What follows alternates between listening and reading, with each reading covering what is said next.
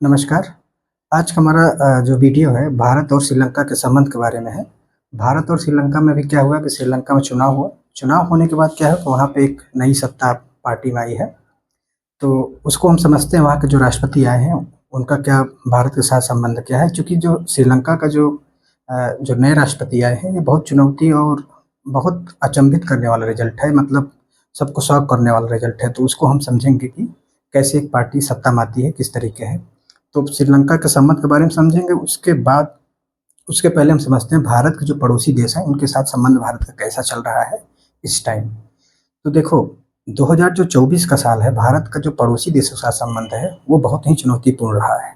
चाहे भारत नेपाल का हो, चाहे भारत बांग्लादेश का हो, चाहे भारत म्यांमार का हो, मतलब भारत के साथ संबंध तो मान लो कुछ ठीक चल रहा है, लेकिन उन देशों में जो संबंध चल रहा है, यानी वहाँ पे जो देश है कि वहाँ पे जो है हमेशा कहीं पे सिविल वार चल रहा है, कहीं पे सत्ता तख्तापलट हो रहा है, कहीं पे जो है इकोनॉमिक क्राइसिस आ रही है। तो हम आज भारत के पड़ोसी देशों के साथ क्या संबंध है, उसको हम थोड़ा समझेंगे। उसके बाद हम भारत और श्रीलंका में जो अभी चुनाव हुआ है, श्रीलंका में जो नया रिजल्ट आया है, नए राष्ट्रपति बने हैं, उनके बारे में समझेंगे, उनकी क्या पृष्ठभूमि रही है और किस तरीके वो सत्ता में आए हैं। तो भारत को हम पड़ोसी देशों का संबंध समझते हैं। देखो, भारत के जो संबंध जैसे नेपाल है। अब नेपाल क्या है कि भारत के नॉर्थ में पड़ता है नेपाल, ऊपर। नेपाल में क्या है, केपीएस शर्मा ओली सत्ता में आए हैं और इनकी पार्टी क्या है कि केपीएस शर्मा ओली की पार्टी, वो भी कम्युनिस्ट पार्टी है। कम्युनिस्ट पार्टी मतलब ये होती है कि जो लेफ्ट वाली पार्टी होती है, यानी लेफ्ट विंग्स उनकी विचारधाराएँ होती हैं, ज़्यादातर प्रो चाइना होती हैं। तो 2015 में सत्ता में थे केपीएस शर्मा, उसके बाद जो है 2024 के चुनाव में भी यहाँ पे पड़ता है श्रीलंका, भारत के नॉर्थ में, यानी गोरखपुर के साथ। आप देखेंगे यूपी के बॉर्डर लगते हैं गोरखपुर के साथ। तो यहाँ पे जो है केपीएस शर्मा ओली आए। केपीएस शर्मा ओली क्या है कि एक प्रो चाइना ज़्यादातर है। 2015 में जब थे वो क्या कहते हैं राष्ट्रपति, तो भारत और नेपाल का जो संबंध है वो ठीक नहीं थे। काफ़ी मतलब कई सारे पॉइंट पे ऐसे हो गए थे कि सही नहीं चल रहे थे। तो वो सत्ता में आए तो भारत के लिए चैलेंज है थोड़ा सा। उसके बाद यहाँ म्यांमार है। म्यांमार पे देखेंगे तो म्यांमार की क्या स्थिति है, यहाँ पे भी देखेंगे आप तख्तापलट है, यानी सिविल वार चल रहा है वहाँ पे। जो वहाँ की नेता थी विपक्ष की, आंग सान सू की, वो भी जेल में है। और वहाँ पे सेना का शासन है। सेना का शासन होने का मतलब ये है कि वहाँ पे जो है सत्ता का सही से दुरुपयोग, मतलब सत्ता का दुरुपयोग ज़्यादा हो रहा है। तो म्यांमार में क्या है कि उथल पुथल ज़्यादा है। अब देखो नेपाल में क्या है, जैसे यहाँ पे मणिपुर पड़ता है। अभी आप हमारे यहाँ देखेंगे तो मणिपुर का जो भी मणिपुर जो राज्य है, वहाँ पे भी सिचुएशन ठीक नहीं है। तो अगर म्यांमार में अगर उथल-पुथल ज़्यादा रहेगी तो उससे क्या है कि अभी आ रहा है, जैसे सुनने में आता है, जो नॉर्थ ईस्ट का जो भारत का जो पूर्वी राज्य है, जैसे नागालैंड, मणिपुर, मिज़ोरम, इस सब में क्या है कि समस्याएँ बढ़ रही हैं। किसकी वजह से? क्योंकि बगल में म्यांमार है, म्यांमार में शासन जो सही से, तो वहाँ से जो होते हैं घुसपैठ करके मणिपुर में आ जाते हैं। तो ये मणिपुर और ना हमारे जो पूर्वी राज्य हैं, उनके लिए जो है ये सिचुएशन ठीक नहीं है। क्योंकि म्यांमार अगर कोई बॉर्डर शेयर कर रहा है, वो वहाँ पे अगर सैनिक शासन है, तो हमारा जो संबंध है यहाँ से मणिपुर और क्या कहते हैं मिज़ोरम के साथ, म्यांमार के जो बॉर्डर लगती है, तो वहाँ पे भी संबंध ठीक नहीं चल रहा। ठीक नहीं मतलब ये है कि ये अगर ये सत्ता में अगर सही नहीं चलेगा तो उसके लिए मणिपुर में, अभी मणिपुर में न्यूज़ आ रही थी कि जो म्यांमार से कुछ लोग मतलब आते हैं यहाँ पे, स्मगलिंग करते हैं, ड्रग्स वगैरह ये सब चीज़ें जितनी हैं, जो हथियार है वो सब सप्लाई करता है म्यांमार उधर से। तो पूर्वी राज्यों के लिए जो है म्यांमार सही नहीं है, क्योंकि वहाँ का संबंध ठीक नहीं है। तो ये हो गया म्यांमार। और अब बांग्लादेश देखेंगे, बांग्लादेश यहाँ है। बांग्लादेश में क्या है कि अभी आप देखेंगे कि यहाँ पे भी सत्ता परिवर्तन, मतलब उथल-पुथल हुआ, सिविल वार हुआ। और वहाँ अवामी अवामी लीग की जो पार्टी थी, यानी जो क्या कहते हैं शेख हसीना थी, वो देश छोड़ के भाग गईं। देश छोड़ने का मतलब ये था कि भाई वहाँ पे जो सिचुएशन थी ठीक नहीं चल रही थी, तो वहाँ से वो भाग के दूसरे देश में गए। और यहाँ पे क्या है कि यहाँ पे जो जनता थी, पूरा उनका राष्ट्रपति भवन, प्रधानमंत्री भवन, सब पे वो आप देखे होंगे सीन वीडियो, तो वहाँ पे सब कब्जा जमा लिया है। तो बांग्लादेश का भी हमारा संबंध बहुत अच्छा था बांग्लादेश के साथ। अब भारत की समस्या क्या थी रही है कि जैसे जो बांग्लादेश है, बांग्लादेश में जैसे जो पार्टी सत्ता में थी अवामी लीग, अब उसके साथ हमारा संबंध बहुत अच्छा था। लेकिन अब वो पार्टी, मतलब उनको वहाँ से देश से छोड़ के भागना पड़ा। तो अभी जो सत्ता में आए हैं, अब ये सब इनके साथ भारत का संबंध ठीक नहीं था। अब ये जो सत्ता में अभी चला रहे हैं, मतलब ऐसे, तो अब क्या हो रहा है कि भारत में यहाँ संबंध बनाना ठीक। अभी अडानी पोर्ट का एक सोलर एनर्जी पावर ग्रिड था, अब वहाँ के जो नेता हैं लोकल, वो बोल रहे हैं कि इसको हम चलने नहीं देंगे। तो ये सिचुएशन आ रही है, क्योंकि भारत एक डायरेक्शन था, यानी एक ही नेता के साथ संबंध बना के रखा। देखो, अंतर्राष्ट्रीय राजनीति में ये कहा जाता है, nothing is permanent, only for temporary. देखो, नथिंग इज परमानेंट मतलब यह है कि न सगा दोस्त होता है न सगा दुश्मन, जो होता है इंटरेस्ट होता है। तो यहाँ पे भारत को दो तरीके व्यवहार करना चाहिए था, जैसे कि अगर जो पार्टी सत्ता में है उसके साथ तो बनाना ही है, जो विपक्ष में पार्टी है उसके साथ भी संबंध बनाना चाहिए था। तो भारत क्या किया, जो 18 साल से भी सत्ता में थी, जो शेख हसीना थी, तो उनके साथ संबंध तो हमारा अच्छा था, लेकिन अब वो अचानक ऐसा हो गया तो वहाँ पे जो है संबंध बनाना थोड़ा दिक्कत हो रही है। तो बांग्लादेश भी में भी शासन अभी सही से नहीं चल रहा है, तो यहाँ तो हमारे साथ चैलेंज तो था ही, क्योंकि हमारा यहाँ पे लैंड बॉर्डर शेयर होता है, यानी हमारा ज़मीनी जो बाउंड्री है बांग्लादेश के साथ काफ़ी लंबी है। तो ये हो गया बांग्लादेश। अभी श्रीलंका में अब आते हैं। श्रीलंका में क्या है कि अभी चुनाव हुआ है, चुनाव 2024 में श्रीलंका में हुआ है। तो श्रीलंका क्या है कि आप देखेंगे अब एक पाक स्टेट होता है, क्योंकि श्रीलंका हमारा हिंद आप देखेंगे तो साउथ में पड़ता है श्रीलंका, भारत के साउथ में। तो एक होता है पाक स्टेट। पाक स्टेट से क्या होता है कि ये क्या कहते हैं, दोनों देश के बीच में बांटता है, मतलब पाक स्टेट। तो आप देखेंगे ये जो हमारा तमिलनाडु यहाँ पड़ता है, तमिलनाडु से बहुत कम दूरी पड़ती है श्रीलंका की। तो पाक स्टेट के जब हम क्रॉस करते हैं तो यहाँ पड़ता है श्रीलंका। तो श्रीलंका में भी क्या हुआ, चुनाव हुआ है, तो उसको हम समझते हैं भारत और श्रीलंका का संबंध क्या है, कैसे है। तो अभी जो पार्टी सत्ता में आई है, तो क्या कहते हैं, उनका नाम है, जो राष्ट्रपति भी बने हैं उनका नाम है अनुरा कुमार दिसानायके। अनुरा कुमार दिसानायके जो श्रीलंका के भी नए राष्ट्रपति बने हैं। अब इनकी पार्टी का नाम था एनपीपी। एनपीपी मतलब ये होता है नेशनल पीपुल पावर। इनकी पार्टी का नाम है नेशनल पीपुल पावर। ये अभी सत्ता में आई है ये पार्टी। और ये पार्टी क्या है, सत्ता में आने का कारण क्या है कि एक ऑर्गेनाइजेशन है जेवीपी। ये क्या है, जेवीपी एक ऑर्गेनाइजेशन है, लेफ्ट विंग विचारधारा। लेफ्ट विंग मतलब ये होता है जो मार्क्स और माओ, ये जो दोनों विचारधारा को फॉलो करता है उसे बोलते हैं लेफ्ट विंग। यानी क्या कहते हैं, लेफ्ट विंग यानी लेफ्ट वाले जो विचारधारा फॉलो करते हैं वो मार्क्स और माओ की जो विचारधारा है उसको फॉलो करते हैं। ज़्यादातर नक्सलिज्म, जैसे भारत में भी आप देखेंगे, भारत के जो नक्सल प्रभावित मतलब राज्य हैं, भारत में जो नक्सलिज्म है ये क्या है, ये सब लेफ्ट विंग है। इनको बोलते नहीं लेफ्ट विंग। लेफ्ट विंग मतलब ये मार्क्स और क्या कहते हैं, माओ मतलब चाइना का था, मार्क्स मतलब कार्ल मार्क्स रसिया वाले। तो इन दोनों की जो विचारधारा को जो फॉलो करता है उसे बोलते हैं नक्सलिज्म या लेफ्ट विंग। तो भारत में आप देखेंगे, भारत में भी ये हमें समस्या रही। जैसे नक्सलिज्म का क्या विचारधारा होती है, उनका ये होती है जो सत्ता है, शासन है, उसको जो है मतलब हथियारों के दम पे उसे उखाड़ फेंकना होता है। उनको जो है ये जो सत्ता चलती है उसके खिलाफ होते हैं, यानी देश विरोधी गतिविधियों में ज़्यादा शामिल होते हैं। तो ये जो जेवीपी है, जेवीपी क्या है कि एक लेफ्ट विंग ऑर्गेनाइजेशन है। ऑर्गेनाइजेशन मतलब यह है कि जैसे जैसे भारत में क्या है कि जैसे आप देखेंगे, जैसे मतलब एक एग्जांपल है, जैसे लोग कह देते हैं, जैसे बीजेपी जो है उसका जो ऑर्गेनाइजेशन है आरएसएस है, यानी आरएसएस का जो प्रोडक्ट है वो बीजेपी है, ऐसा लोग कहते हैं भारत में। तो आरएसएस का प्रोडक्ट जैसे बीजेपी है, हालांकि बीजेपी की मतलब विचारधारा अलग है, इनकी जो विचारधारा थी ये लेफ्ट विंग थी, यानी ये हथियारों के दम पे जो है श्रीलंका में सत्ता हथियाना चाहते थे। और 1971 और 1987 में ये जो पार्टी है, ऑर्गेनाइजेशन है जेवीपी, ये श्रीलंका में कई बार प्रयास किए कि वहाँ के सत्ता को परिवर्तन करने के लिए, किसके दम पे, हथियारों के दम पे।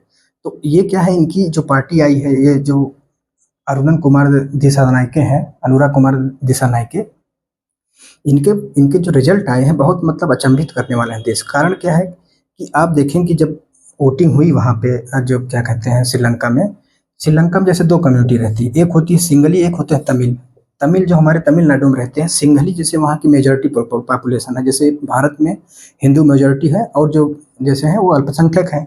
तो जैसे सिंघली जो है ना, वहाँ पे क्या है कि वो बहुसंख्यक है, और तमिल क्या है, वहाँ अल्पसंख्यक है।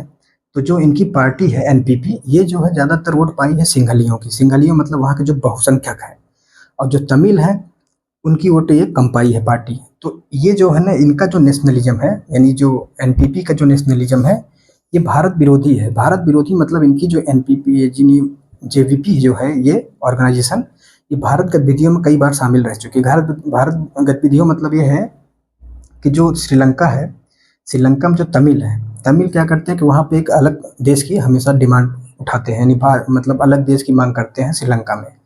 तो ये लोग क्या करते हैं, उसके खिलाफ होते हैं। और भारत के खिलाफ क्यों, चूँकि तमिलनाडु में क्या है कि तमिल रहते हैं, तो जो भारत के ये लोग क्या करते हैं कि भारत के विरोधी गतिविधियाँ करते हैं, जैसे कि यहाँ के जो तमिल हैं इनको हमेशा सप्रेस करते हैं, उनको बहुत गलत निगाह से देखते हैं।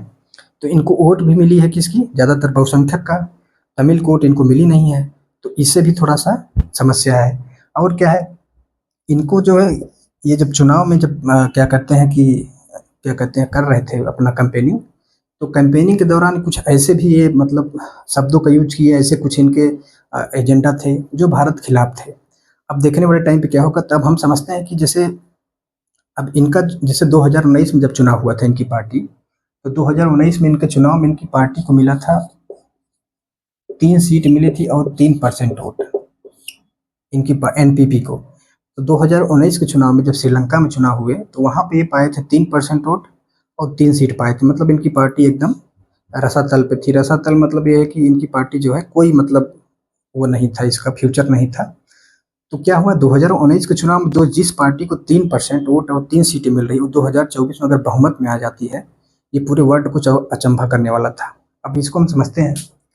देखो, अभी आप इंडिया में देखेंगे तो इस तरह की कोई पार्टी है नहीं। आप आम आदमी पार्टी, जैसे अरविंद केजरीवाल है, आम आदमी पार्टी है, उनकी भी देखेंगे आप 2-3 सीटें होंगी। जैसे दिल्ली में तो 0 है, लेकिन पंजाब और शायद हरियाणा में 1-2 सीटें हैं, लेकिन उनकी 2 राज्यों में सरकार चलती है। तो ये सोचिए कि आप आम आदमी पार्टी से भी मतलब छोटी पार्टी थी 2019 में, और 2024 में ये सत्ता में आ गई, तो ये थोड़ा-सा देश को अचंभित करने वाला था।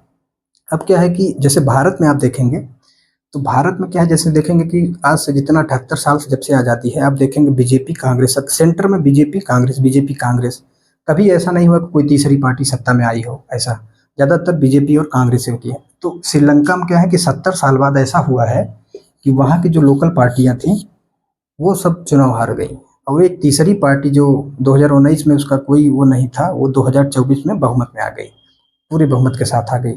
अब इसका कारण हम समझते हैं कि कैसे ये पार्टी सत्ता में आ गई। देखिए, इसके पहले जो श्रीलंका के राष्ट्रपति थे उनका नाम गोटाबये राजपक्षे थे, गोटाबाया राजपक्षे थे। तो गोटाबाया राजपक्षे क्या था कि आप देखे होंगे, जब कोविड आया था 2019 में, कोविड में क्या हुआ था कि आप श्रीलंका में देखे होंगे कि वहाँ पे बहुत ज़्यादा इकोनॉमिक क्राइसिस आ गई थी। इकोनॉमिक क्राइसिस मतलब ये थी कि वहाँ हर चीज़ों का रेट बढ़ गया था।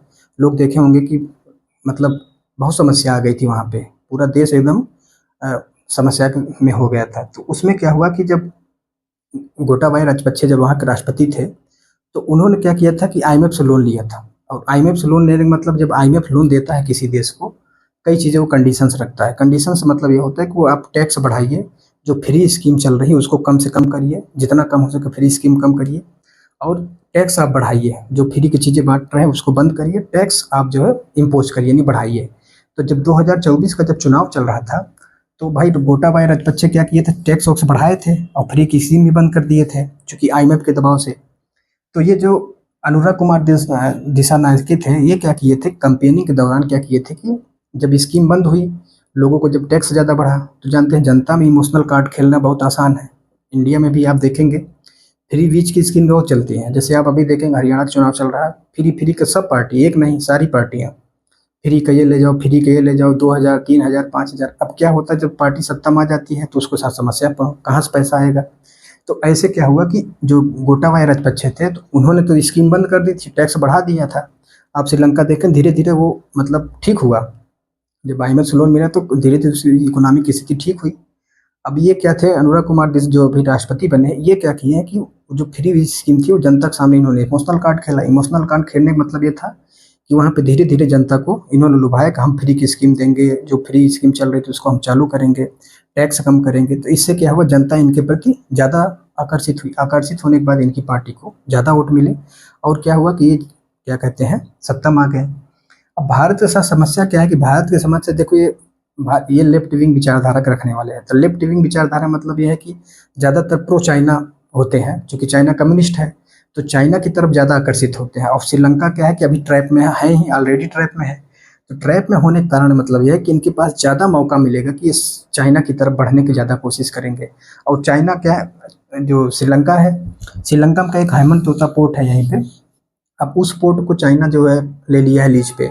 धीरे धीरे चाइना क्या कर रहा है, पूरे श्रीलंका में क्या है कि कई सारे स्कीम्स ऐसे चला रहा है, जैसे कोई पनडुब्बी है उसको दे रहा है लीज पे, कहीं पे यहाँ पे पोर्ट है उसको ले ले रहा है।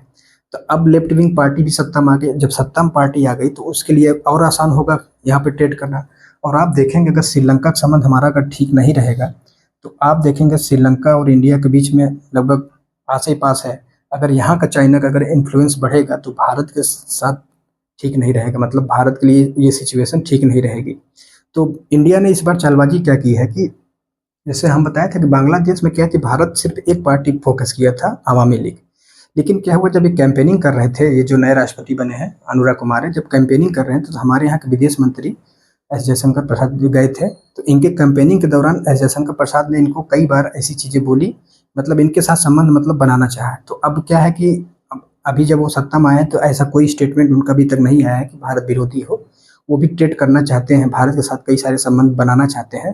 तो भारत ने क्या किया, जो सरकार अच्छा मतलब जो सरकार थी उसके साथ भी और जो आने वाली थी उसके साथ भी संबंध श्रीलंका में बनाए। तो इससे क्या है कि भारत और श्रीलंका का संबंध है आने वाले टाइम में हो सकता है कि ठीक हो, क्योंकि भारत पहले से ही भाई हम न्यूट्रल रहेंगे। न्यूट्रल मतलब ये है कि हम न तुम्हारे साथ है न तुम्हारे साथ है, जो सत्ता में है हम उसके साथ हैं। तुम्हारे साथ भी हमारा संबंध अच्छा है, इनके साथ भी।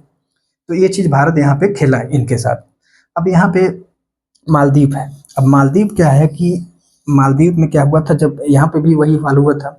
यहाँ पे जब सत्ता परिवर्तन हो तो ये भी जो प्रो चाइना पार्टी सरकार में आई, तो शुरू शुरू में तो लगा कि मालदीव के साथ भारत संबंध अच्छा नहीं बनाएगा। लेकिन आप देखेंगे अभी सबसे अच्छा हमारा अगर संबंध किसी यहाँ पड़ोसी देशों के साथ है तो मालदीव। मालदीव कारण क्या है कि जब मालदीव हमारे यहाँ से जब सेना और हमारे जो जहाज बेड़ा थे वहाँ पे जब भगाना शुरू किया चाइना के दबाव से, तो क्या हुआ, भारत ने उसके साथ ट्रेड बंद कर दिया। और देखिएगा हमारे यहाँ से जो टूरिज्म है, यानी हमारे यहाँ से जो सैलानी और वो सब जाते हैं, ज़्यादातर मालदीव जाते हैं। मालदीव हमारे यहाँ 30 से 40% लोग जाते हैं। जब जाना लोग बंद कर दिए तो उससे क्या हुआ कि मालदीव की जो इकोनॉमी की खस्ता हालत हो गई। उसको समझ में आ गया कि भारत हमारा पड़ोसी है, इसके साथ संबंध बनाना जरूरी है। तो भारत ने अभी क्या किया है कि मालदीव के साथ संबंध इतना अच्छा कर लिया है कि जैसे जो पिछली सरकार थी उससे भी अच्छा संबंध हमारा इसमें मालदीव है। बहुत अच्छे से भारत ने टैकल किया इसको, मालदीव को। तो ऐसा नहीं है कि श्रीलंका के साथ हमारा संबंध बिगड़ जाएगा, कोई पार्टी सत्ता में आ गई। देखो कोई भी पार्टी अगर सत्ता में आती है वो चाहती है देश को चलाना। अब इनके लिए स्थिति है कि इकोनॉमिक स्थिति इनकी ठीक नहीं है, भारत के साथ संबंध बनाना इनके लिए बहुत ज़रूरी है। तो ये चीज़ें आने वाले टाइम पे देखने को मिलेगा। तो भारत और श्रीलंका के संबंध में इतना ही। राष्ट्रपति नए बने हैं, बहुत कम एज है। ये तो मतलब बहुत अचंभित करने वाला है कि 70 साल में कोई पार्टी जो थी ही नहीं वो सत्ता में आ जाए, खासकर वो पार्टी जो परंपरागत रूप से नहीं रही है कभी सत्ता में। तो आने वाले टाइम पे देखते हैं श्रीलंका में भारत का संबंध कैसा रहता है। और भारत के पड़ोसी देशों के साथ चुनौतीपूर्ण तो है, लेकिन भारत कई देशों से कई चैनल से बातें, जैसे ट्रैक 2 ट्रैक 3, तो इन सब ट्रैक पे बात कर रहा है और कई जगह संबंध बनाने के प्रयास कर रहे हैं और उसमें काफ़ी जो है सफल हो रहा है भारत। तो आने वाले टाइम में हम श्रीलंका के साथ भी देखेंगे हमारा संबंध अच्छा होगा, और जो नए राष्ट्रपति हैं इनके साथ भी हम लोग ट्रेड करेंगे और इकोनॉमी की स्थिति भी उस देश की भी और अपने यहाँ की भी ठीक होगी। ठीक है, धन्यवाद, आज यहीं तक।